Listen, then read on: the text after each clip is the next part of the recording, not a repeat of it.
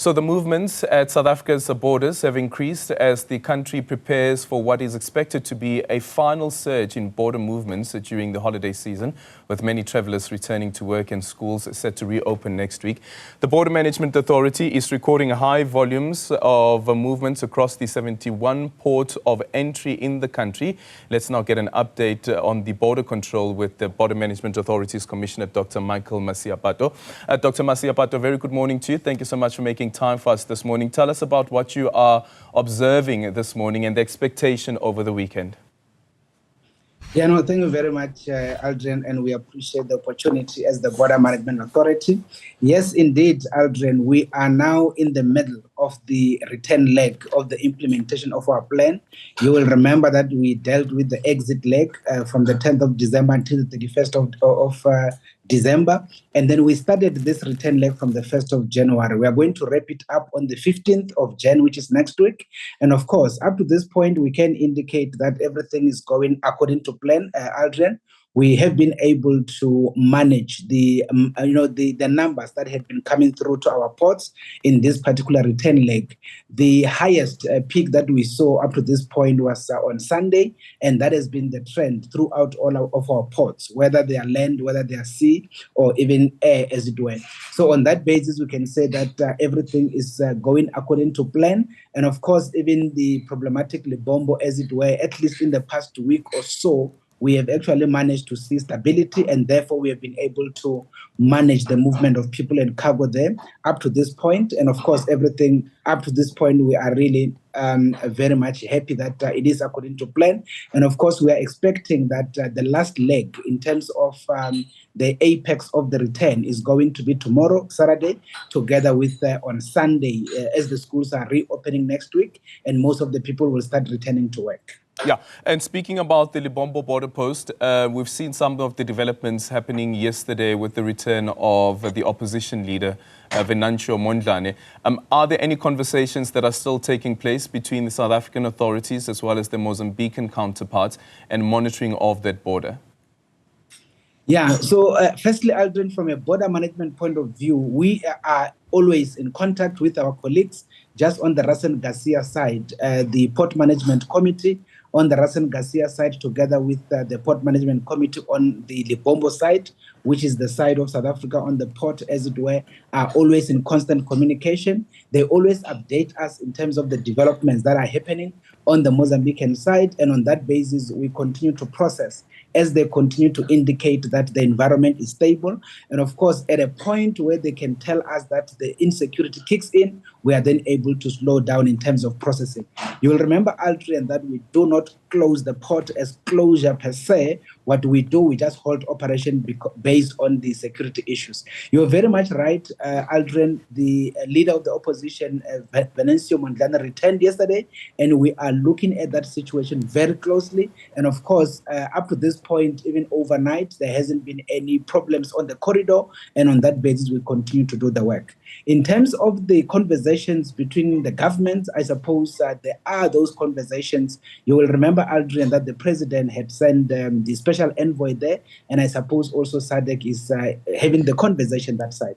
But from a border management point of view, we are definitely on high alert to make sure that we are actually ready to deal with any eventuality. Yeah, and I think a lot of people are also looking at the Border Management Authority as one of those new entities to try and deal with the issue around our porous borders.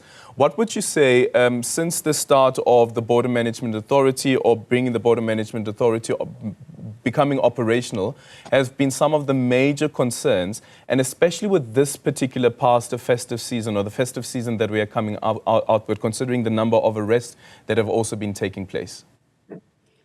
Yeah, you see, Aldrin, honestly, you're very much right. The multi-agency approach that we had inherited since 1994 had been very much problematic. And I think the results that came out of that are very much evident, as it were, in the country. So on that basis, we came on board 1st April last year. We are now almost 15 or so months old. And on that basis, we've been doing the work. What is the biggest concern? Firstly, Aldrin, the issue of the movement of illicit goods has been one of the fundamental issues that we had to deal with as the Border Management Authority, primarily because they've been coming into the country and, of course, undermining our formal economy and therefore making the growth of the economy very much difficult. Secondly, there's been a problem regarding the movement even of trucks, as it were, or movement even of firearms, movement, for instance, of all of the undesirable things, and that has been very much problematic. Then the third aspect, which is something that is very common, is the movement of illegal people, as it were.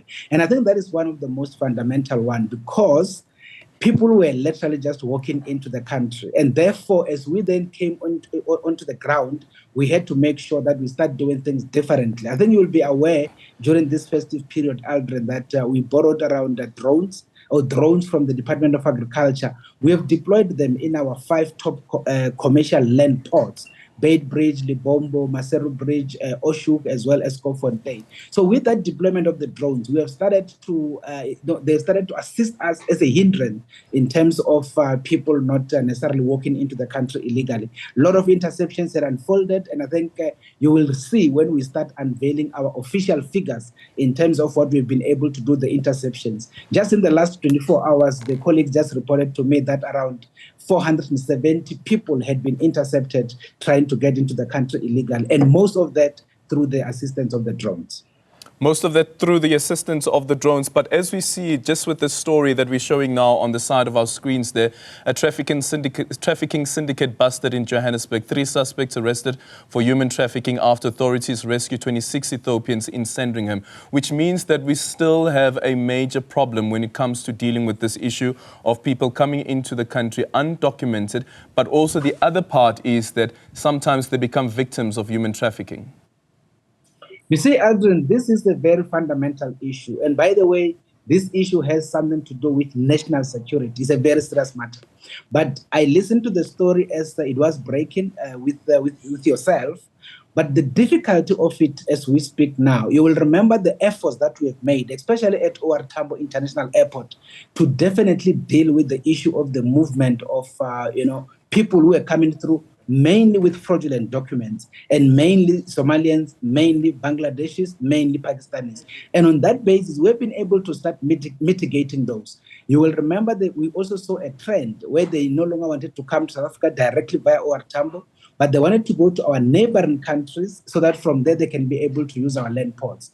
On that basis, as you remember with Minister Mutwaledi at the time, we then introduced transit visas so that we can be able to deal with it. So there has been efforts to deal with it. But in terms of this particular group now, we need to get some more data on it. For example, they might have entered long before or anything like that. But the most important thing is we should be able to do better border management so that in the future, we do not necessarily get this kind of incidences unfolding as they are. Yeah. What does that better border management look like? What is needed? Firstly, Aldrin, is the investment in the border management space.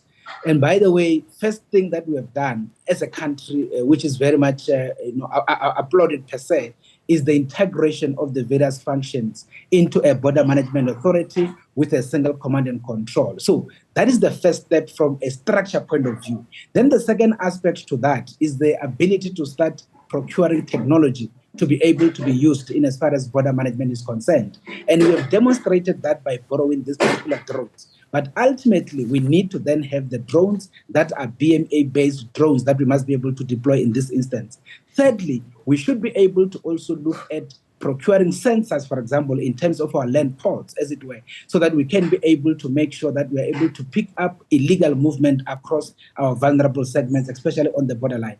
In terms of airports, Aldrin, you will be aware, I think you have traveled and you have seen, most of the jurisdictions had moved I mean, there are, for example, better systems in terms of the movement of persons, whether it's the issues of the biometric systems that we are also moving into, but more importantly, the issue of the use of the e-gates, as an example. All of these things are I would say, things that are actually used by other jurisdictions as the model of border management in the current. This becomes very much fundamental, but it requires a bit of investment. But I suppose we'll get there very soon, Aldrin.